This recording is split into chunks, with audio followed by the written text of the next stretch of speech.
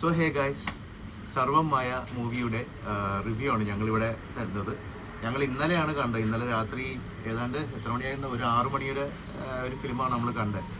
So directed by Akhil Sathyan, written and directed by Akhil Sathyan, starring none other than Nivin Pauly, പിന്നെ റിയ ഷിബു, അജു വർഗീസ്, ജനാർദ്ദനൻ, പ്രീതി മുകുന്ദൻ, പിന്നെ കുറച്ചധികം characters ഉണ്ട്, അതും കൂടെ ഞാൻ പറയാം.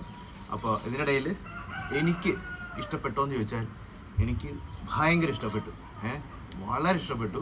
പിന്നെ ഇതൊരു മസ്റ്റ് സീ മൂവിയാണ്, തിയേറ്റർ വാച്ച് മൂവിയാണ്. ഇതിൽ കുറച്ച് ക്യാരക്ടേഴ്സ് ഉണ്ട്. എനിക്ക് എടുത്തു പറയാനുള്ളത് നമ്മുടെ വിനീതാണ്. വിനീത്, പിന്നെ മേതുൽ ദേവിക കോംബോ ഒരു രക്ഷയില്ലാത്ത ഒരു കോംബോ ആയിരുന്നു. ഓക്കെ, അപ്പോൾ അത് ശരിക്കും കണ്ണ് നനയ്ക്കുന്ന രീതിയിലുള്ള എക്സ്പ്രഷൻസും ആക്ടിങ് വൈസും അത് അവർ ജീവിക്കുമായിരുന്നു എന്ന് തന്നെയാണ് എനിക്ക് തോന്നിയത്. പിന്നെ അതുപോലെ തന്നെ കുറച്ച് നോട്ടബിൾ ആയിട്ടുള്ളതാണ് നമ്മുടെ നൂലുണ്ട. നമ്മൾ സിനിമയിൽ നൂലുണ്ട ഉണ്ടല്ലോ, പുള്ളിയുടെ ശരിക്കുള്ള പേര് എനിക്ക് എങ്ങനെയാണെന്ന് അറിയില്ല. അന്ന് നല്ല വണ്ണം ഉണ്ടായിരുന്നു. അപ്പോൾ പുള്ളി ഭയങ്കര ഗ്രേസ് ഉള്ള ഒരാളാണ്, നല്ല കാലിബറുള്ള ആളാണ്. പുള്ളീനെ ശരിക്കും യൂട്ടിലൈസ് ചെയ്യേണ്ടതാണ് മലയാളം ഫിലിം. അതുപോലെ തന്നെ ജനാർദ്ദനൻ, കുറേ നാളുകൾക്ക് ശേഷം എന്തെന്നാണ് ഡയലോഗ് ഇങ്ങനെ ജനാർദ്ദനൻ്റെ നീ തങ്കപ്പനല്ലടാ പൊന്നപ്പൻ പൊന്നപ്പൻ എന്ന് പറയണ അത് എപ്പോൾ കണ്ടാലും എനിക്ക് ഓർമ്മ വരും. പിന്നെ അതുപോലെ തന്നെ മറ്റേ ആ പയ്യൻ്റെ പേരെന്താണ്, അൽത്താഫ് ഉണ്ട് ഇതിനകത്ത്. അൽത്താഫ് ചെറിയ റോളാണെങ്കിലും നമുക്ക് പുള്ളിനെ കണ്ടാൽ മതി, നമുക്കൊന്ന് ചിരി വന്നു പോകും അല്ലേ. പിന്നെ അത് പുള്ളി തിയേറ്ററിൽ വന്നപ്പോൾ തന്നെ നമ്മൾ അടുത്തുള്ള ആൾക്കാരൊക്കെ ചിരിക്കാൻ തുടങ്ങി. പിന്നെ മഞ്ജു വാര്യറിൻ്റെ ബ്രദർ ഉണ്ടല്ലോ, പുള്ളിയുടെ മധു വാര്യറും പുള്ളിക്കൊരു നല്ലൊരു റോളാണ് ഇതിനകത്ത് കിട്ടിയിരിക്കുന്നത്. പുള്ളി ഭയങ്കര ആപ്റ്റായിരുന്നു. ഇനി ഇതിനകത്തെ വളരെ ഇഷ്ടപ്പെട്ട ഒരാൾ, അതായത് ആ ന്യൂ കമറാണ്. പുള്ളിക്കാരുടെ പേര് റിയ ഷിബു എന്നാണ് തോന്നുന്നു. The ghost in that movie. Okay, ghost എന്ന് പറഞ്ഞിട്ടുണ്ടല്ലോ എന്ത് ക്യൂട്ടാണെന്നറിയോ. അപ്പം ഞാൻ കണ്ടോണ്ടിരുന്നപ്പം ഷീസ് ആക്ച്വലി ആൻ ഏഞ്ചൽ. അത് തന്നെ, കറക്റ്റ്. അപ്പൊ നമ്മൾക്ക് ഈ പണ്ടത്തെ ഈ ഹോണ്ടഡ് ആയിട്ടുള്ള ഹൊറർ മൂവീസ് ഒക്കെ കാണുന്നുണ്ടല്ലോ, നമുക്കത് ആ അത് ഫീൽ ചെയ്യും. നമ്മൾ ഹൊറർ കോമഡീസും കണ്ടിട്ടുണ്ട്. പക്ഷേ ഈ ഒരു ഗോസ്റ്റ് ഉണ്ടല്ലോ, അതായത് ഏഞ്ചൽ, അത് എനിക്ക് ഭയങ്കര ഇമോഷണലി കണക്റ്റായി. ആ കുട്ടി ഭയങ്കരമായിട്ട് ജീവിച്ച് അഭിനയിക്കുമായിരുന്നു. So cute. പിന്നെ എൻ്റെ ലൈഫിൽ ഇതേപോലത്തെ ഒരു ഗോസ്റ്റ് വന്നിരുന്നെങ്കിൽ എന്ന് ഞാൻ ആ ഒരു നിമിഷം ഓർത്തുപോയി. കാരണം she's like a friend also. നന്നായിട്ട് മോട്ടിവേറ്റ് ചെയ്യുന്നുണ്ട് നമ്മുടെ നിവിൻ പോളി എന്ന് പറയുന്ന ക്യാരക്ടറിനെ. Okay, so hats off to you. അത് ഇനിയും റോൾസ് കിട്ടണം, നല്ലപോലെ ഇനിയും ഫിലിംസ് കിട്ടട്ടെ റിയ ഷിബു. അതുപോലെ തന്നെ രണ്ടാമത്തെ ആക്ട്രസ്സാണ് പ്രീതി മുകുന്ദൻ എന്ന് പറഞ്ഞത്. പുള്ളിക്കാരി നല്ലതായിട്ട് ചെയ്തിട്ടുണ്ട്. ഈവൻ പെർഫോമൻസസും പിന്നെ എക്സ്പ്രഷൻസും എല്ലാം അടിപൊളിയായിട്ടുണ്ട്. പിന്നെ പ്രധാന ആയ ക്യാരക്ടറായ നിവിൻ പോളിനെ എനിക്കിഷ്ടപ്പെട്ടു. നിവിൻ പോളിയും ഗുഡാണ്. പക്ഷേ ചില സ്ഥലങ്ങളിൽ എനിക്ക് ഈ കോൺസിൽ എനിക്ക് പറയാനുള്ളത് പ്രധാനമായിട്ടും നിവിൻ പോളി ഇതിനകത്ത് ഒരു ഗിറ്റാറിസ്റ്റ് ആണ്. അപ്പം ഗിറ്റാറും പുള്ളിയും വഴങ്ങണില്ല എന്നുള്ളൊരു തോന്നൽ മാത്രമേ ഉണ്ടായിരുന്നുള്ളൂ. പിന്നെ പഴയ നിവിൻ പോളിനെ എനിക്ക് പലയിടങ്ങളിലും കാണാൻ പറ്റി. എനിക്ക് അത് ഞാൻ ഹാപ്പി ആയിരുന്നു. പിന്നെ എടുത്ത് പറയേണ്ടത് നമ്മുടെ ഡയറക്ടർ ഉണ്ടല്ലോ, പ്രേമത്തിലെ ഡയറക്ടറിൻ്റെ പേര് മറന്നുപോയല്ലോ, പുള്ളിയുടെ പേരെന്താണ്, ഈവൻ അൽഫോൺസ് പുത്രൻ പുള്ളി ഉണ്ട് ഇതിനകത്ത്. കൊള്ളാം, കുഴപ്പമില്ല എന്നേ ഉള്ളൂ, but good. Aju Varghese also good. Aju Varghese നന്നായിട്ടുണ്ട്.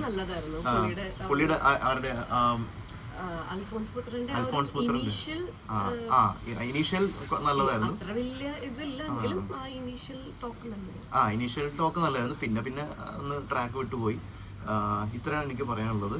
സോ അതുപോലെ തന്നെ മേതുൽ ദേവികയുടെ ആക്ടിങ് ഉണ്ടല്ലോ, അതൊരു വേറെ നെക്സ്റ്റ് ലെവലിൽ കൊണ്ടുപോകുന്നുണ്ട്. അതുപോലെ തന്നെ വിനീതിൻ്റെ ആഫ്റ്റർ എക്കോ എന്ന് പറഞ്ഞിട്ടുള്ള മൂവിയിന് ശേഷമാണ് ഞാൻ പുള്ളീനെ അതിനകത്ത് കാണുന്നത്. അതിഗംഭീര അഭിനയമാണ് ദോസ് കപ്പിൾ. പിന്നെ മേതുൽ ദേവികയ്ക്ക് ഇനിയും റോൾസ് കിട്ടണം. ഭയങ്കര ടാലൻറ്റഡ് ആയിട്ടുള്ള ലേഡിയാണെന്നാണ് എനിക്ക് തോന്നിയിട്ടുള്ളത്. ഓക്കെ, സോ നമ്മുടെ ലിൻഡയുടെ റിവ്യൂ പറഞ്ഞു.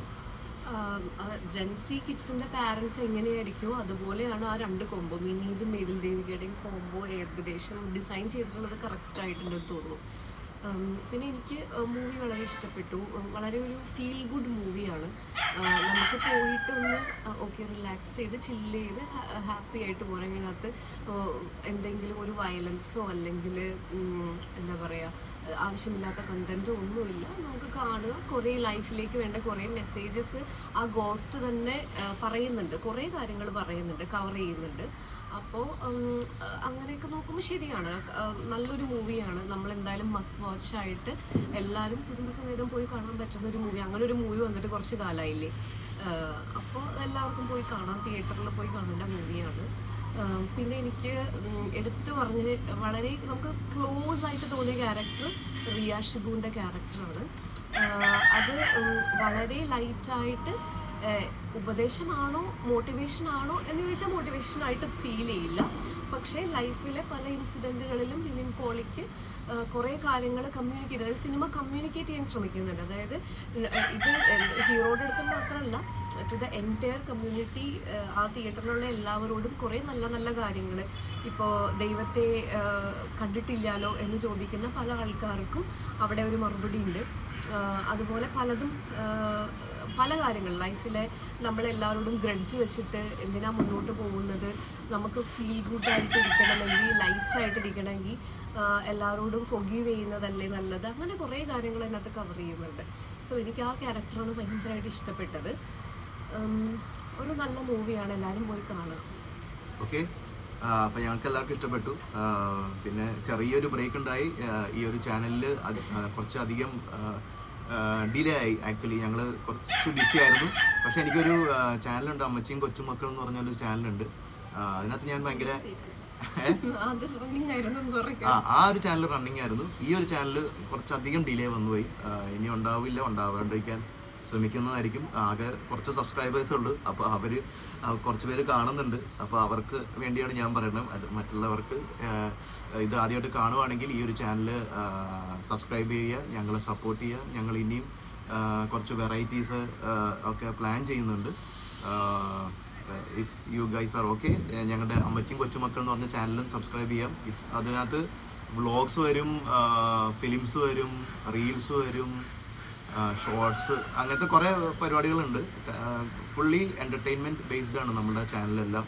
ഇതും അതും ഇതിനകത്തും കുറച്ച് ഇൻഫർമേഷൻസൊക്കെ ആഡ് ഓൺ ചെയ്യും, ഗാഡ്ജറ്റ്സ് വൈസും ടെക് വൈസും എല്ലാം. Okay, so catch you guys in our next video. Bye.